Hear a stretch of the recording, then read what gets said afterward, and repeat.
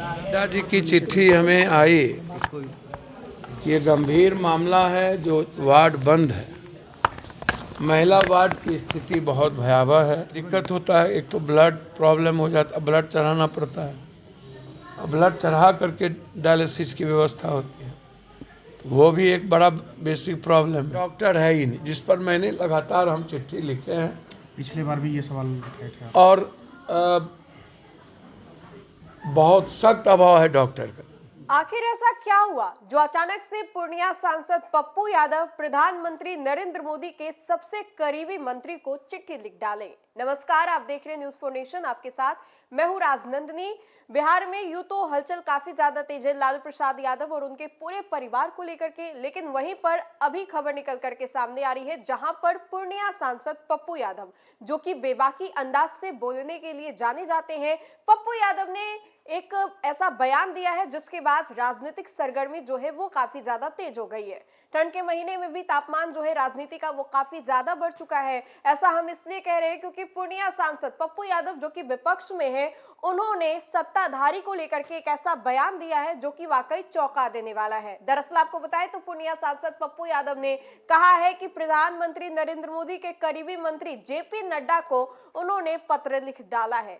आखिर क्यों, वो हम आपको बताते हैं, लेकिन उससे पहले ये समझे कि पप्पू यादव औचक निरीक्षण करने के लिए पहुंचते हैं, जहां पर अस्पताल की बदहालत को देख करके वो बड़ा सवाल खड़ा करते हैं कि आखिर यहाँ छात्र छात्राएं जो है वो कैसे पढ़ते हैं, आखिर कैसे यहाँ पर जो लोग हैं वो रहते हैं, इन लोगों का इलाज कैसे होता है। आइए विस्तार से हम आपको पूरी जानकारी देते हैं। दरअसल आपको बताएं तो पूर्णिया के सांसद पप्पू यादव जो है जीएमसीएच पहुंचते हैं, जहां पर जीएमसीएच में सांसद पप्पू यादव ने कई वार्डों में घूम घूम कर निरीक्षण जो है वो किया। सांसद ने मरीज और उसके परिजनों से बातचीत भी किया। सांसद पप्पू यादव ने मौके पर मौजूद जीएमसीएच के उपाधीक्षक जो है उनको निर्देश भी दिया और मीडिया से बातचीत करते हुए कहा कि यहाँ महिला वार्ड की स्थिति काफी खराब है, यहाँ कब गिर जाएगा कहना कठिन है। नई बिल्डिंग बनी है लेकिन अब तक जो हेड ओवर है वो नहीं हुआ है। इसके लिए उन्होंने केंद्रीय स्वास्थ्य मंत्री जेपी नड्डा को भी पत्र जो है वो लिखा था। उन्होंने भी इसको लेकर के गंभीर चिंता जो है वो जताई है। सांसद ने कहा कि पूर्णिया में कई फर्जी पैथोलॉजी और क्लिनिक जो है वो चल रहे हैं, इस पर कार्रवाई की जरूरत है। उन्होंने कहा कि जीएमसीएच के मरीज जो है बाहर से आकर के यहाँ पर जांच तो करवाते हैं, लेकिन यहाँ पर कोई सही उपचार उन लोगों को नहीं दिया जाता है। तो आइए बिना वक्त जाया किए हुए हम आपको लिए चलते क्या कुछ कह रहे पूर्णिया सांसद पप्पू यादव की चिट्ठी हमें आई कि ये गंभीर मामला है, जो वार्ड बंद है। महिला वार्ड की स्थिति बहुत भयावह है। उसमें सबसे बड़ा प्रॉब्लम क्या है, जब से एक नियम बना कि डोनर जो ब्लड का होगा उसी को मिलेगा, अन्यथा नहीं बराबर मिलेगा। अब डोनर ब्लड, तो ब्लड में डोनर एक तो गरीब आदमी होता है, यदि किसी को माइनस कोई डोनर ब्लड आ गया या वह ओ पॉजिटिव हो गया तो ये बड़ा प्रॉब्लम है कि कहाँ से देगा कोई। तो ये सबसे बड़ा दिक्कत है। अभी हम डीएम साहब से बात की, आग्रह किए हैं कि इस प्रॉब्लम को सॉर्ट आउट किया जाए, क्योंकि एक महिलाएं अभी जॉन्डिस हुई थी और कल से अभी तक वो समझिए कि स्थिति अच्छी नहीं है। तो डिप्टी सुप्रीडेंट साहब और डॉक्टर साहब, अभी दोनों डिप्टी सुप्रीडेंट साहब देखे, तुरंत उन्होंने अभी कहा कि चलेगा। जैसे यहाँ पर प्रॉब्लम होता है अभी डायलिसिस का, ये दिक्कत होता है, एक तो ब्लड प्रॉब्लम हो जाता है, ब्लड चढ़ाना पड़ता है, और ब्लड चढ़ा करके डायलिसिस की व्यवस्था होती है, तो वो भी एक बड़ा बेसिक प्रॉब्लम है। दूसरा प्रॉब्लम है कि यहाँ पे महिला वार्ड में डॉक्टर की ज़रूरत है, एक डॉक्टर, मेडिसिन है ही नहीं। तो अब मेडिसिन के लिए यहाँ से तुरंत ट्रांसफ़र कर दिया जाता है भागलपुर में। ऐसा तो है नहीं कि यहाँ से ज़्यादा बड़ी सुविधा है, लेकिन फिर भी भागलपुर ट्रांसफ़र हो जाता है।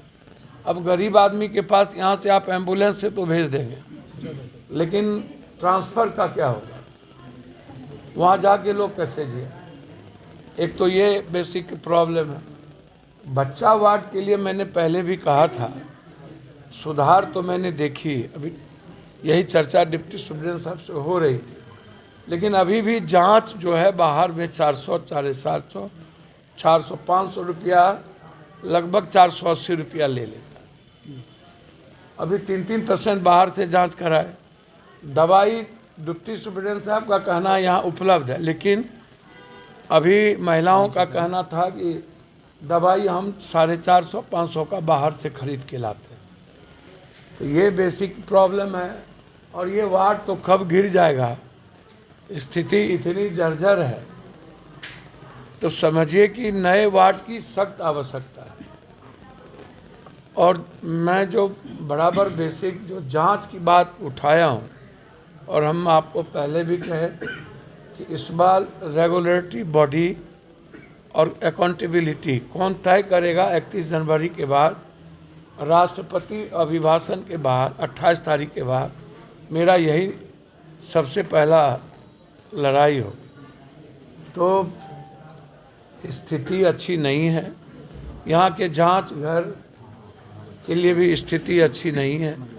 जितने जांच घर हैं, कल हो सकता है मैं या तो बैठक बुलाऊंगा या तो मैं जांच घर जांच करूं। मैं देखूंगा। मेडिसिन दुकान की स्थिति यह है कि पक्का में वो पुर्जी नहीं देता है, कच्चा पुर्जी देता है। जांच की भी स्थिति वही है, कच्चा पुर्जी देता है। तो पक्का पुर्जी देना है, ये सबसे बड़ा प्रॉब्लम। अब बच्चा वार्ड के आगे महिला लोग जो स्थिति है, 200-250 महिला, एक बच्चे पर 3 महिला, 2 महिला, और लगभग बच्चे कोई 7 दिन से हैं, कोई 8 दिन से है, कोई 12 दिन से है। एक बच्चे की स्थिति तो चूँकि 7 महीना बहुत कम पहले ही बच्चे हो गए हैं, तो दिक्कत तो होती है। लेकिन यहाँ रहने की व्यवस्था नहीं है, जो मैंने डीएम साहब से, नगर आयुक्त से कहा, यदि कल तक कोई व्यवस्था नहीं होगी तो मैं टेम्प्रोरी कोई व्यवस्था करूँगा। लेकिन बेसिक है कि यहाँ डॉक्टर है ही नहीं, जिस पर मैंने लगातार हम चिट्ठी लिखे हैं। पिछले बार भी ये सवाल उठाए थे आप। और बहुत सख्त अभाव है डॉक्टर का। तो इसीलिए जब मेरा जीएमसीएच सबसे बेहतर हो जाएगा तो फिर दिक्कत नहीं होगी। मैं बार बार कहता हूं कि फीस, प्राइवेट डॉक्टर साहब से आग्रह कर रहा हूं कि फीस को कम करिए। फीस 3 महीना के पहले नहीं लीजिए। यह मेरे लिए गंभीर चुनौती भी है, चैलेंज भी है। और मैं इस बात को लेकर के बार बार कह रहा हूं कि सरकार इस बात को लेकर के गंभीर नहीं है कि जितने भी नर्सिंग होम हैं वह हमें लिस्ट भेजा गया है यहाँ के सुप्रिटेंडेंट के द्वारा, सिविल सर्जन के द्वारा, कि कितने नर्सिंग होम हैं जो बिना लगभग मेडिकल काउंसिल ऑफ इंडिया के रूल को फॉलो नहीं किए। जैसे प्रदूषण का नहीं है, जैसे आईसीयू घर नहीं रह सकता है। तो मैंने कई बार आईसीयू घर को लेकर के कि आईसीयू क्यों, आईसीयू किस नर्सिंग होम में रहेगा, उसके क्या उसके पास सर्जन है क्या? एक डॉक्टर यहाँ 5-5 नर्सिंग होम में, 6 नर्सिंग होम में अपना नाम दे के रखा हुआ है। तो ये कैसे चलेगा? पैथोलॉजी का भी यही, और पैथोलॉजी की भी स्थिति यही है।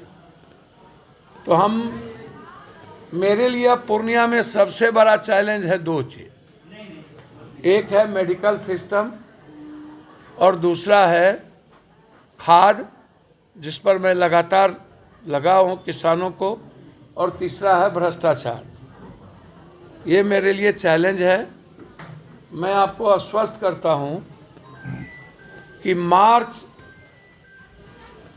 2 तारीख से अप्रैल 2 तारीख तक लोकसभा चलेगा। फरवरी में 10 दिन का है, 13 फरवरी को फिर लोकसभा बंद हो जाएगी। 28 के बजट के बाद 1 तारीख से सदन चलेगी। मेरे लिए चैलेंज है और इस चैलेंज को हम स्वीकार किए हैं। मैं आपको वादा करता हूं, हर कीमत पर पैथोलॉजी और जो नर्सिंग होम बिहार में और पूर्णिया में, सीमांचल में बिना medical council of India rule follow के नहीं है, वो बंद होंगे, हर कीमत पे बंद होंगे और उसकी जांच हम करें।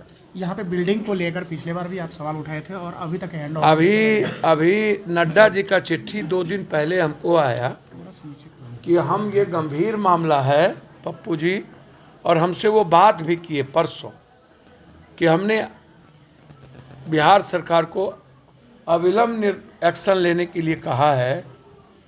भैया जंग लगा हुआ है, सब जहर हो चुका है, नियत किसी की सही नहीं, संवेदना मर गई है। कब ये घर गिर जाए कहना मुश्किल है, तो जब संवेदना मर जाएगी क्या होगा आप हमें बताइए ना। इसीलिए हमारे लिए चैलेंज तो है और हम चैलेंज को स्वीकार तो किए हैं, चाहे जितना बड़ा रोड़ा आएगा हम उसको खत्म करेंगे। तो आपने सुना कि पप्पू यादव ने क्या कुछ कहा। अब ऐसे में पप्पू यादव का ये कोई पुराना या यूं कहूं कि अलग अंदाज नहीं है। पप्पू यादव जो है हमेशा इसी तरीके से विपक्ष को घेरने का काम करते हैं और सवाल जो है पप्पू यादव का इसी तरीके से जो है पूछा जाता है। पप्पू यादव ने एक बार फिर से कहा है कि उन्होंने जेपी नड्डा को पत्र तो लिखा है, लेकिन अब तक इस पूरे पत्र को लेकर के कोई भी जवाब जो है वो नहीं आया है। बहरहाल आपको क्या लगता है कि क्या वाकई इस अस्पताल की हालत को देख करके अन्य बहुत सारे ऐसे अस्पताल हैं जिसमें यही हालत है, बदहाल स्थिति है बिहार के अलग अलग अस्पतालों में? ये आप हमें कमेंट के माध्यम से जरूर बताएं। तो फिलहाल के लिए इस खबर में इतना ही। खबरों का सिलसिला लगातार जारी रहेगा, देखते रहें न्यूज़4नेशन। बहुत बहुत शुक्रिया।